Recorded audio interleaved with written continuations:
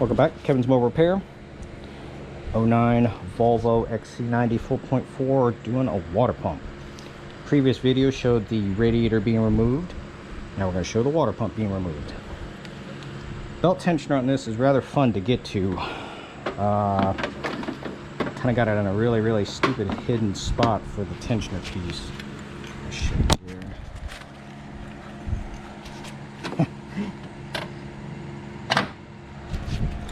Maybe not. Alright, so right now my ratchet is sitting on it. It's sitting back here in the back. You'll kind of see it. It's a 19 millimeter and it's on a hydraulic style system.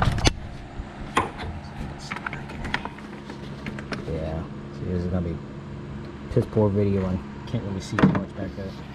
But all I did was take it off of 2 pulleys in order to get to it. Kept the belt on everything else and just moved it up and out of the way, so less stuff you got to take off. There is a power steering line right here with that 10 millimeter that's going to go right in here. You remove that and then move the line up and out of the way. This one right here. There's also another one that I have, see it right there next to the belt.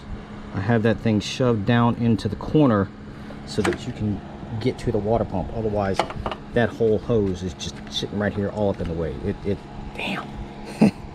Not very easy to get to when that thing is sitting there. So once that stuff's out of the way, then the water pump itself is rather easy. It's all 10 millimeters. So what I did was take one out, make sure it goes back in the same spot, because I think they're all the same size. But this also just keeps count of how many bolts that you have. As you can see, 3, 6, 7 bolts. New gasket for this one is metal, which is awesome, because the paper ones suck bad, especially when trying to align everything back up. But the pump itself is not bad to get to once that radiator is out of the way and you have all the other things cleared out. You can get to it. Thermostat. Yeah. Thermostat's just 2 10 millimeters. See the worm gear clamp right there? There's a bolt right there. And then there's an adjacent bolt on the other side. Then that whole thermostat assembly just comes right off like that. And it is just simply a standard style thermostat. Nothing special with that. Nothing BMW-wise, what comes with all the electronics on there and a lot of nonsensical stuff. But that is our water pump and thermostat for this video.